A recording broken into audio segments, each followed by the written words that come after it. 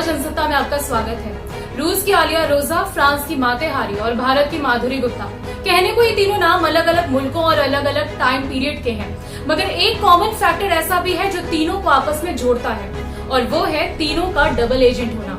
Double agent यानी ऐसे जासूस जो एक ही समय में एक से ज्यादा मुल्कों के लिए जासूसी करते हैं।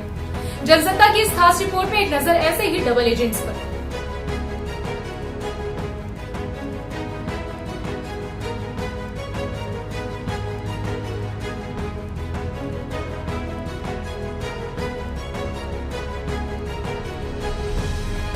सैंतीस साल की पूर्व रूसी जासूस आलिया रोजा तब सुर्खियों में आई जब उन्होंने रूस के राष्ट्रपति व्लादिमीर पुतिन को लेकर कई सनसनीखेज खुलासे किए। आलिया ने बताया कि जब पुतिन एक बार ठान लेते हैं तो वो काम करके ही रुकते हैं, इसलिए अगर उन्होंने यूक्रेन पर कब्जे की सोची है तो करके ही दम लेंगे। आलिया ने ये भी कहा कि पुतिन को इस बात का अंदाजा नहीं था कि यूक्रेन के पक्ष में इतने मुल्क एक साथ खड़े हो जाएंगे। आलिया के ये खुलासे इसलिए भी चौंकाने वाले हैं क्योंकि आलिया खुद एक रशियन जासूस रही हैं।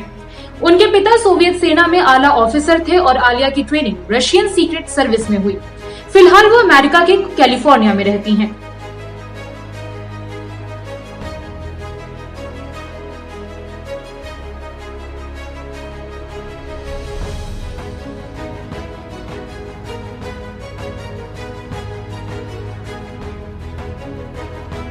माताहारी का स्टेज नेम था मार्गरेटा जेले। वो नीदरलैंड में जन्मी डांसर थी। उनका संपर्क दुनिया के बड़े बड़े लोगों से था। 1914 में वर्ल्ड वॉर 1 के दौरान वो एक जर्मन एजेंट थी।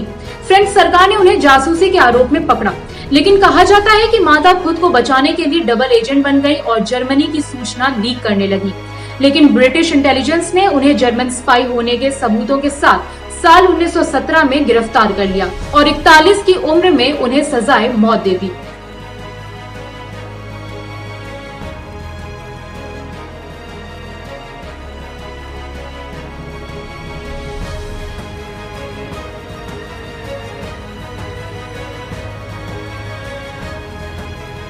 नैन्सी एक फ्रेंच नागरिक थी जो कि द्वितीय विश्व युद्ध के समय जर्मनी को इस धोखे में रखने में कामयाब रही थी कि वो जर्मनी के लिए जासूसी कर रही हैं, मगर असलियत में वो अपने देश फ्रांस के लिए और नाजी सेना के खिलाफ ही काम करती रही।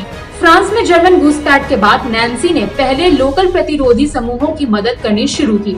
जल्दी वो बड़े स्तर पर काम करने लगी। जब जर्मनी को इस बारे में भनक हुई तब वो फ्रांस भाग गयी। नैन्सी से बदला लेने के लिए नैन्सी के पति को मार दिया गया।